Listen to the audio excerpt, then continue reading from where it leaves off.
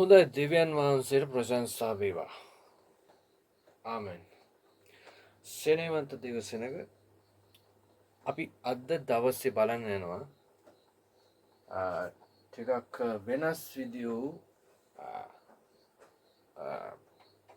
කාරණාවක් ගැන. දෙවියන් වහන්සේ හා ලිඳ අතර ඇති සම්බන්ධය. ඉතින් පළමු කොට කියන්න ඕනේ මේ කෙටි දේශනාව ඇතරම බයිබලයේ සම්බන්ධ දේවල් දෙවියන් වහන්සේ ගැන ශුද්ධ බයිබලයේ තිබෙන දේවල් ගැන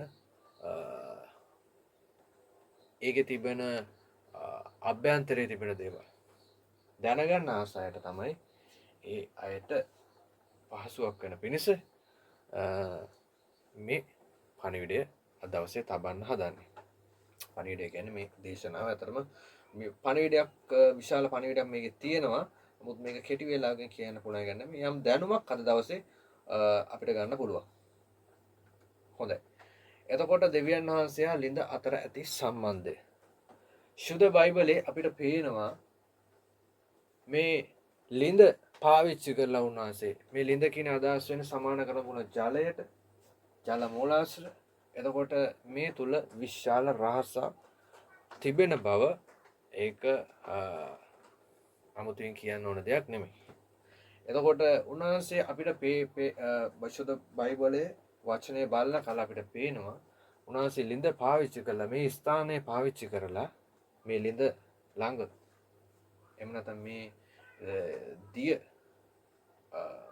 උල්පත් ළඟ මේක දිය උල්පත් කියනට වඩා ලිඳ කියන එක හොඳයි. යම් නිශ්චිත ස්ථානයක් කියන එක තමයි මේකදී අපිට පෙන්වුම් කරන්නේ.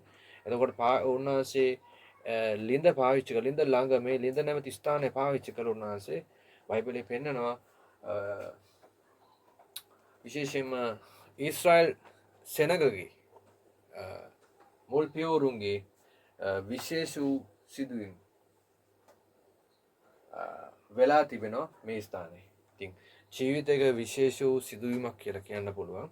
එක්කාසු වීමක්, යම් බැඳීමක්, යම් සම්බන්ධකමක් ඇති කරගත්තු ස්ථානයක් විදියට සම්බන්ධ වීමක් ඇති වුණු ස්ථානයක් විදියට ඇති කරපු ස්ථානයක් විදියට තමයි ඒක හරියටම කියනවනේ. මොකද මේක දෙවියන් වහන්සේ විසින්ම තමයි අපිට පේනවා මේ ස්ථාන වලට මිනිස්සු ගෙනල්ලා පිරිමි පාර්ශවය ගෙනල්ලා ස්ත්‍රී පාර්ශවයත් එතනට ඒ අදාළ කෙනාම ගෙන්නවලා මේ හමුවීම කරලා තියෙනවා.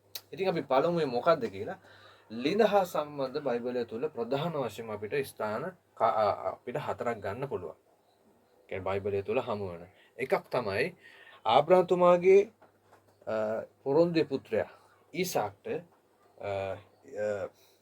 විවාහය සඳහා ස්ත්‍රියක් සොයා ගැනීම පිණිස තමාගේ වැඩකාරයා වූ මෙහෙ කරුමගේ නායකයා වූ එහෙම නැත්නම් එලියේසර්ව යවනවා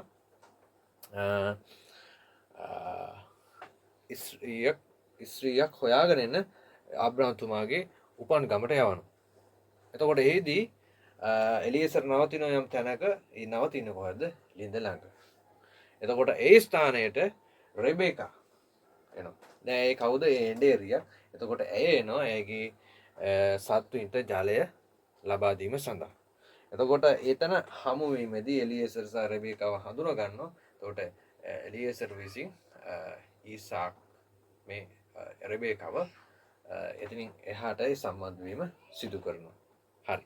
එතකොට ඒක තියෙන උප්පත්ති 24 11 සිට 28 දක්වා කොටස සමීපව තිබෙනවා.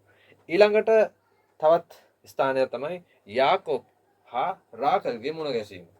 તો මේක තිබෙන උප්පත්ති 29 1 සිට 12 අතර ඇති කොටස සමීපව තියෙනවා.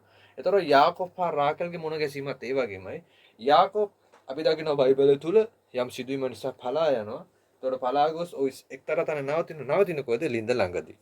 මේ ස්ථානයේ දෙවියන් වහන්සේ අපිට පේනවා පාවිච්චි කරලා අර කලින් ඊසාක්ට රෙබේකාව හොයාගත්තා වගේ යාකෝබ්ට තමාගේ ඇස් දෙකට දකින්න සලස්සනවා තමාගේ සහකාරියව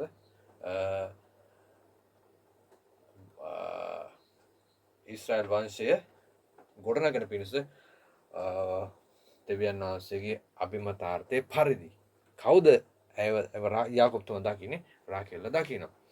එතකොට ඒ හමුවීම කසාදේ දක්වා යනවා. එතකොට ඊළඟට තුන්වෙනි කාරණාව විදිහට අපිට ගන්න පුළුවන් මෝසෙස් සහ ශිප්පෝරා.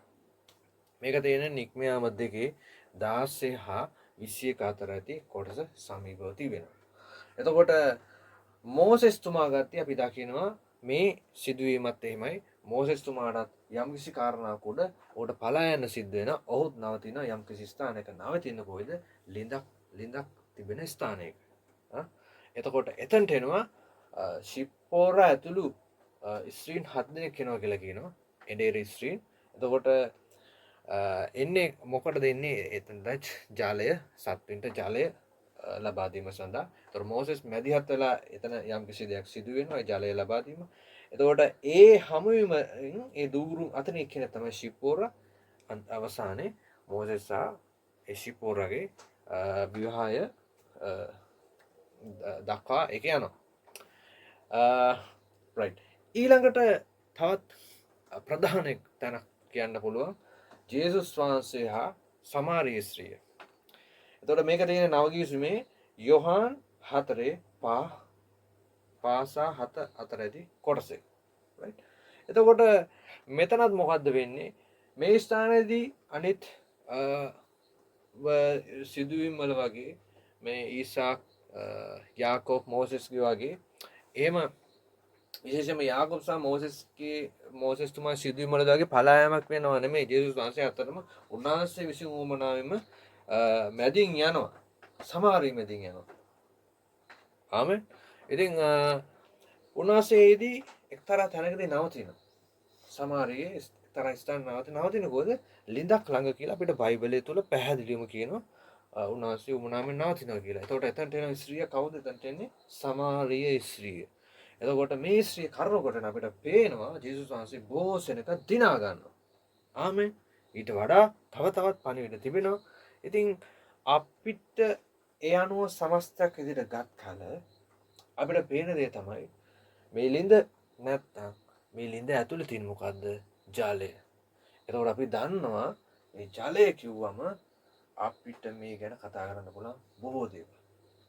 දැන් අවසාන අපි කතා කරා ජේසුස් වහන්සේ සමාරිය ස්ත්‍රිය මේ සිදුවීම ගැන මෙතන පැහැදිලිවම මේ ලිඳ ඇතුලේ තියෙන ජලය මොකද්ද කියන එක අපිට පේනවා. ජීවන දායක ජලය. ආමෙන්. එතකොට ජලය හඳුන්වනවා පාරිශුද්ධ භාවය. නව ජීවනය. ඉතින් ඒ අනුව අද අපිට අපේ දැනුමට මේක එකතු කරගන්න පුළුවන්. මේ සංකේතාත්මකව ලිඳ සම්බන්ධ කරගෙන දෙවියන් වහන්සේ විසින් ශුද්ධ බයිබලය තුල කර ඇති වික්‍රමයන් ගැන. ආමෙන්. හොඳයි සෙනෙවන්තේ. ඉතින් මේක ඇත්තටම ඔයගලන්ට කොහොම තේරෙනවද දන්නේ නැහැ. උන්වහන්සේගේ ශුද්ධ බයිබලය නැමැති මේ සැබෑ කතාවේ තුල තිබෙන සංගව ඇති මේ කතාව තුල සංගවල තියෙන හරි අපූර්ව දේවල් තමයි මේවා. ඉතින් මේවා අපිට දැනගන්න හම්බෙනවා කියන්නේම නැත්තක ඒක ලොකු ආශිර්වාදයක්. මේවා ඇවිල්ලා බැලුමට අපිට බයිබලය දැක්ක පමණින්ම එක වතාවක් හෝ අපි නිකන් බයිබලය බලන සැනින් අපිට පේන දේවල් නෙමෙයි. ඉතින් හොඳයි. අපි නැවතත් මුණ ගැසෙමු. ජේසුස් වහන්සේගේ නාමයෙන්.